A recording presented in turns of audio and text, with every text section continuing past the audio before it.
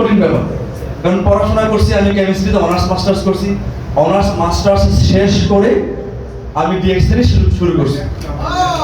আমি অন্য কিছু করি না। দেখেন অনেকে আছে আমরা পড়াশোনা শেষ করার পরে আমাদের টার্গেট থাকে কি, চাকরি করব, ঠিক কি না? এটা কি এই চেষ্টাটা কি অন্যায়? না, অবশ্যই পড়াশোনা করার পর আমরা চেষ্টা করব, কিন্তু আমি চিন্তা করছি দেখেন আমি পড়াশোনা করে চাকরি করলে কি পাবো? কি পাবো? ফুলুস, টাকা পাবো। কিন্তু আমি চিন্তা করছি এই ফুলুস যেটা পাবো চাকরিতে, এইটা আমার হবে না। এইটা দিয়ে আমি আমার কাঙ্ক্ষিত লক্ষ্যে পৌঁছা যাবে না। এটা আমার কি বলা হয়, আমার মাথার মধ্যে আসছে যে আমি এটা দ্বারা সম্ভব না আমার গন্তব্যে পৌঁছা।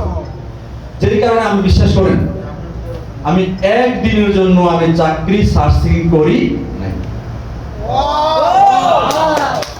ইভেন আমার সার্টিফিকেট গুলো আমি ইউনিভার্সিটি থেকে আনি, আজও আনি নাই। আর এখন আমার দরকার আছে? এখন আর আমার দরকার নেই। তাহলে আজকে এখানে যারা আছেন, যারা অলরেডি এই জায়গায় আছেন, আপনাদের জায়গায় একটা জায়গা বেশি আছে যেটা আমাদের নাই, ছিল না। সেটা আপনারা কিন্তু বর্তমানে একটা ইনকাম করছেন না? অলরেডি ইনকাম করছেন। আর আমরা ডিএক্সএল শুরু করছি কোন ইনকাম ছাড়া।